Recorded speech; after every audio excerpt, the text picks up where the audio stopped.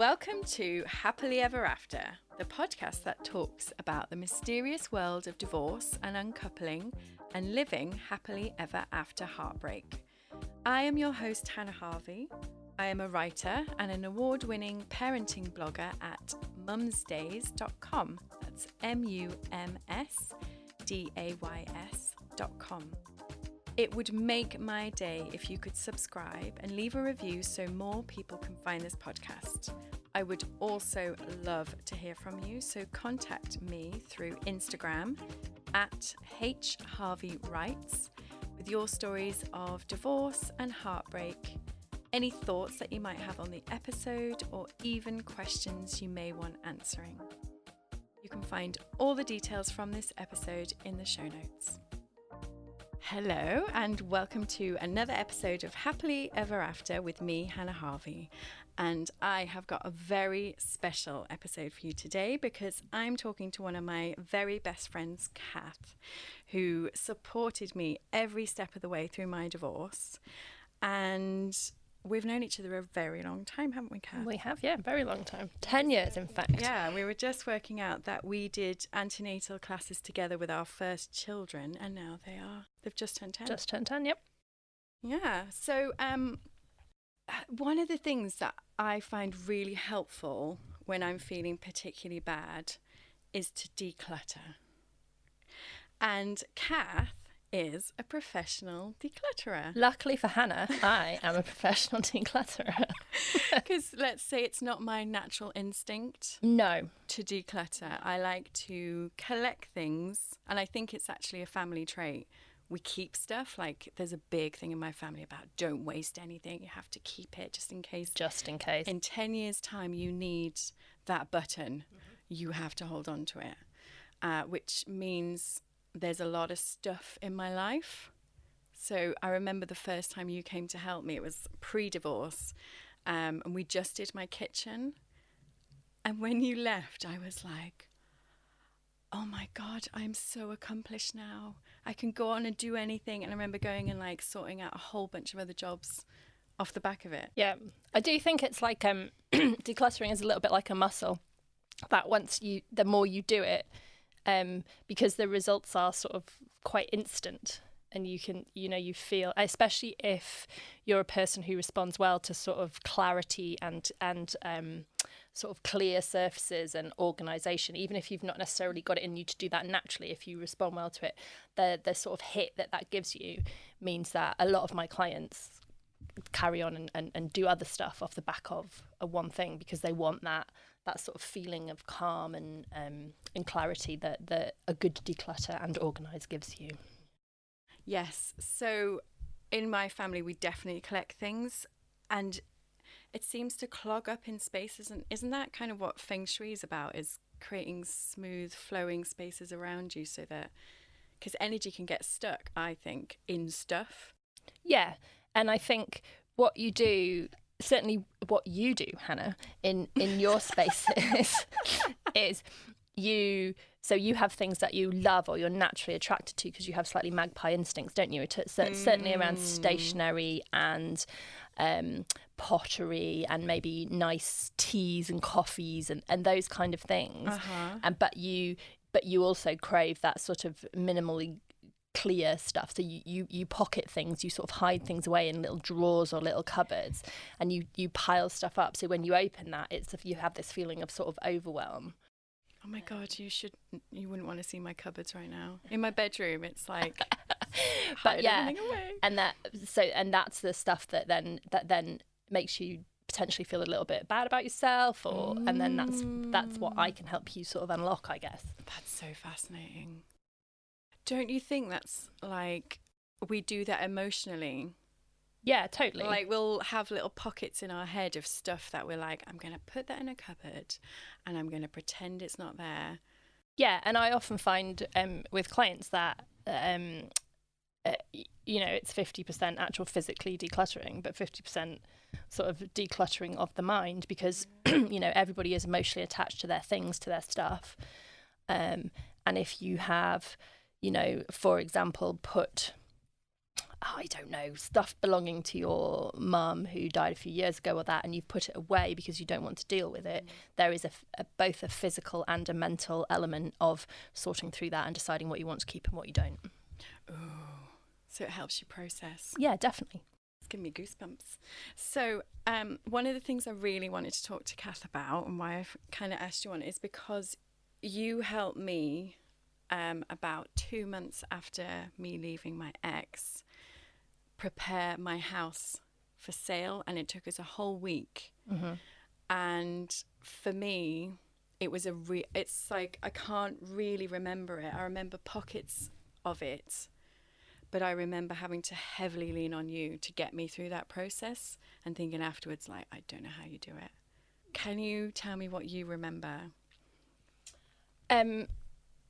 I remember it being quite cathartic and very sort of bittersweet. So if you've not explained to people that listen to this before, you had a beautiful house, didn't you? That had been sort of 18 months in the process of renovation, and that I'd seen all the way through. There was a baby in the middle of that, building dust and all kinds of other things as well. And the point, and sort of ironically, I guess, the point at which you decided to leave was the point that this house was coming to its most beautifulest that it's probably ever been.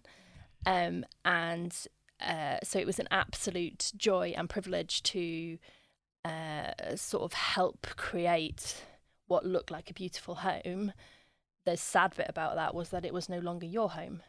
And so yeah, that's what I remember. I remember it, and you know, I have different levels of jobs. You know, I help clients from social services that have been recommended to me through social services, through to clients that you know, live in lovely houses in Northumberland, and so every job's different. So it was a very pleasant job on a very on a sort of superficial level, because it was beautiful weather, wasn't it? And the sun was shining, and we had the windows cleaned, and everything was glinting, and you know, the whole house was just felt beautiful and lovely. But at the same time, there was this sort of overwhelming melancholy that it was the end of something, and that we needed to get this sold so that you could get on with your future. Yeah, because the day that the estate agents came to take the photos was the day that the extension was finished. Literally, a man screwed a tap on, didn't he? And then a bloke turned up with a camera. Yeah.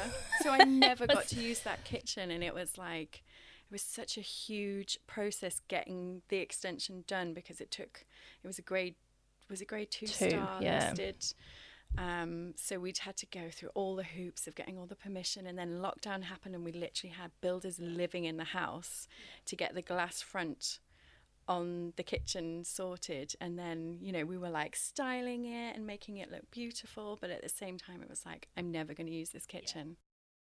And we were moving stuff from different rooms, weren't we? And we did, but we also did a lot of decluttering that week, didn't we? Did. And I think, you know, what I was talking about in terms of unpacking stuff or whatever, I mean, I remember just in your bedroom going through things and you saying like, very quickly sort of saying, no, I don't want that, I don't want that, I don't. Was I quite decisive at that stage? You were, but you were very decisive about the stuff that, you know, had been given to you in your marriage. Yeah. And reminders. And at that point, I think where you were, that sort of 2 months in, you were like, no, I don't want this stuff around anymore. So it was an easy job in that sense, wasn't it? Yeah, like, and we had to be pretty brutal because we were on a time frame, and I'd already moved out by this point. Yeah. So it gave us that opportunity to go through everything in the bedroom and be like, what's mine, what's staying, what do I want? Yep. And we were able to sell a few things, which was a nice bonus, obviously, at that time. Yeah. But yeah, would you say that when you're working with somebody at that stage in, I feel bad calling it grief because obviously no one's died, but like, I do think I was going through some of that process on a maybe not as hard level, but you know, the death of a relationship is you definitely were. And I mean, you know, that I can't remember what the saying is about how many stages of grief there are, but you know, there's the sort of sadness and there's the anger and there's the recovery and all that denial. Kind of stuff. Exactly. I think I was still in denial when we were doing I think you thought that there might be a chance at that point, didn't you? Yeah. sort of to recuperate or rekindle, but you were sort of angry about the situation that you'd been left in as well. So there was like lots of mixed sort of emotions sort of going through there. I mean, I work with clients at lots of different stages of grief, and you sort of have to be careful around that. You know, the number of people that sort of get in touch a few weeks after somebody has died, or they've moved out, or and they sort of want everything. There's something about wanting everything to go back to normal quickly and trying to sort of regain or grasp onto that sort of sense of normality. And you have to tread quite carefully around that, because, you know, you don't want people to have regrets. Yeah, because now, I was saying to you earlier, now I don't mind. There's a few things that I haven't sold, and I'm like, actually, the emotional weight from this has been removed because we're now in an amicable place. My children are happy. I feel much more stable. I know where I'm going. So it doesn't have that power over me, to use the labyrinth quote. And so you have that, but then you also have sort of a few stages on, you have people that are absolutely paralysed or sort of handicapped by stuff because it has an association with something that they once loved, and they don't want to get rid of it for fear that it dims or tarnishes that memory. Yes. And so that's really, you know, that's where a lot of the sort of the harder work comes in terms of like, you know, if you've, let's say, I don't know, if you've kept all your husband's socks who died 8 years ago, actually, what was his favourite pair of socks? And keep that pair, but you don't need all of them, and that kind of stuff. And what could you do with this space that would honour that memory, that would help that would help you as a person, but to move on. Whereas, so there's sort of two extremes really. There's people that want to get rid of everything that, you know, and you were definitely sort of all that phase at that time. And then there's other people who sort of want to hold on to things because they're wanting to crave or remember what they've lost. Yeah, that's the big difference then, I think, in like comparing grief. You just can't, because I think when a relationship's ended, kind of both sides are angry. And you're sad that it's ended, but there's so many other elements around. So wanting to cut ties and get rid, whereas you accumulate if you've actually lost the person. I would love to invite you to join the Happily Ever After community. We now have a closed Facebook group where we talk about all things post-separation, support each other, and it's just a great place to ask questions, talk about how you're feeling, and to move away from the dreaded isolation that divorce and separation can cause. Within this group is a monthly live Q&A session with me and often an expert guest. And they are so much fun. We basically all get together and you can ask your specific questions live, or you can send them in advance and I'll get them answered. And as we move into the winter months, I'm also going to be introducing a free forest yoga class with meditation, which you can either do live with me or just watch back later. So if this sounds like something you would like to join, please head to hannahharvey.uk/community and sign up for the newsletter. I will send you an invite to the Facebook community and also keep you up to date with any news such as the live Q&As and the next yoga.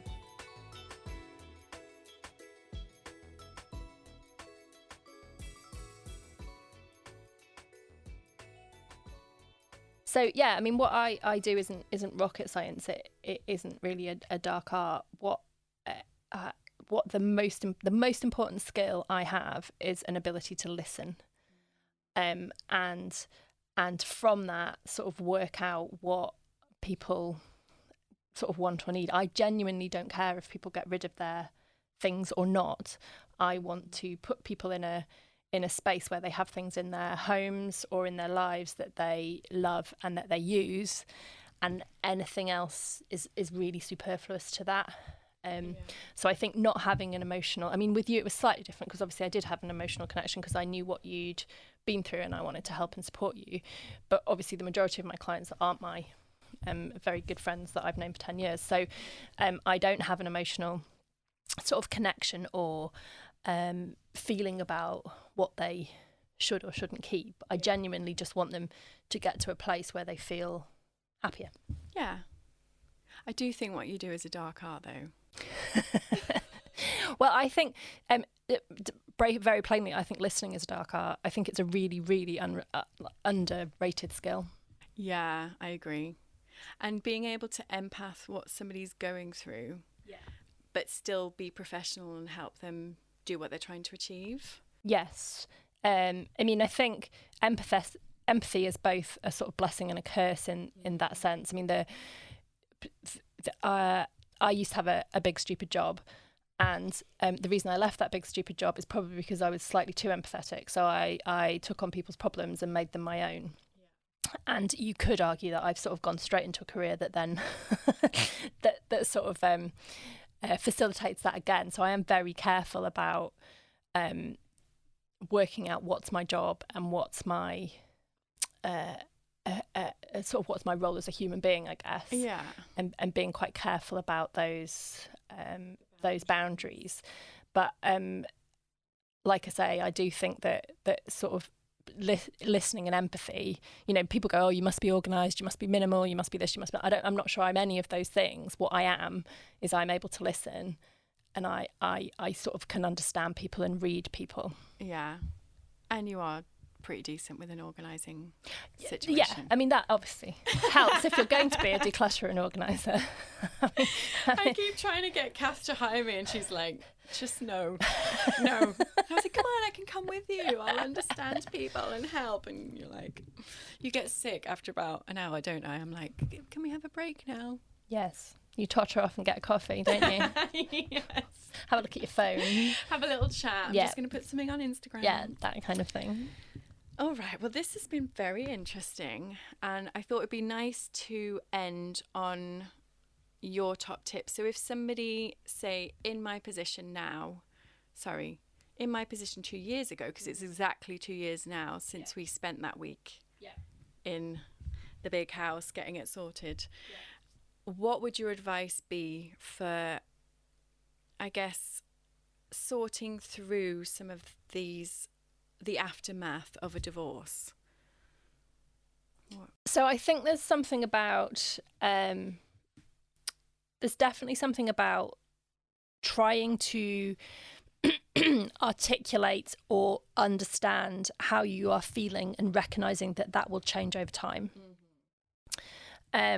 So there's something about having a think about, you know, what you're getting rid of in rage and what you're getting rid of because you genuinely don't love it or use it.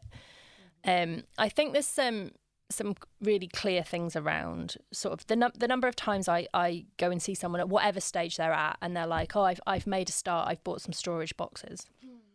And I absolutely blimmin' hate storage boxes because they help no one, and all they do is give you an excuse not to look at stuff and not to deal with stuff because you put stuff where you store it, don't look at it. It just creates clutter. So I think there's something around anybody that, you know, people like buying stationery where they can write lists, or people like, so, you know, the big thing is start small. You know, start with a drawer, start with something just to see how you sort of feel around it. And don't buy stuff to sort of aid that process because you're actually adding to your clutter and not getting rid of stuff. But I think that sort of processing of feelings and understanding that your feelings towards your stuff will change and flex and develop over time is probably the most important. Yeah, sometimes I guess it's part of the process. Yeah, shedding a layer, shedding a skin. Yeah, absolutely. And especially if you're moving, the less stuff you take with you, the better. Yeah. And also you were going into a period where you didn't really know where you were going to live full time, did you? And you didn't. So, you know, the more stuff, you know, and I also think that a lot of, you know, we've worked together a few times sort of over the years, and each time I feel like we've refined your sort of stuff. And that's very much based on the person who you are at that point. Yeah. So, you know, when you moved into the first house that you moved into after you'd left your ex, it was like creating just a beautiful, beautiful home, wasn't it? And that was important to you, and having beautiful things around you and whatever. Now I soft furnishings. Exactly. I really wanted them, didn't I? There was a lot of cushions going on, wasn't there? Blankets and fluffy things. Yeah, it's that earthy element to sort of wrap you and cushion you. Whereas now you're sort of emerging, aren't you? You're feeling more confident. You've got a direction. You know you're on good terms with your ex, all that kind of stuff. So your home sort of, I feel now, is like reflecting that, and you're shedding the stuff that you bought to sort of give you comfort in the early days. And that's what we did the last time I worked with you. Well, thank you so much, Cath, for coming in. That was really interesting, because I think some of it we haven't even talked about ourselves. You just kind of get on, don't you? But yeah, and thank you as well for 2 years ago and being there for me. I think there were times you were coming in and I was like in a puddle in the floor, and you'd just be like, come on, we've got to go sort the library. I know, but that's the thing, isn't it? There's times, as you well know, in the last 10 years that you've been there for me too. So. Well, there you go. All good. Aren't we good? Aren't we good? Thanks, Han. Thanks, Cath. Okay, have a great week, and I will see you next time for another episode of Happily Ever After with me, Hannah Harvey. I would be forever in your debt if you could leave a review and subscribe, as this helps more people find our podcast. And of course, if you have a friend who might enjoy this episode, please do recommend they listen too. For anything else, thoughts on this episode, or questions for future episodes, you can get in touch with me either through Instagram at hharveywrites or by my website hannahharvey.com.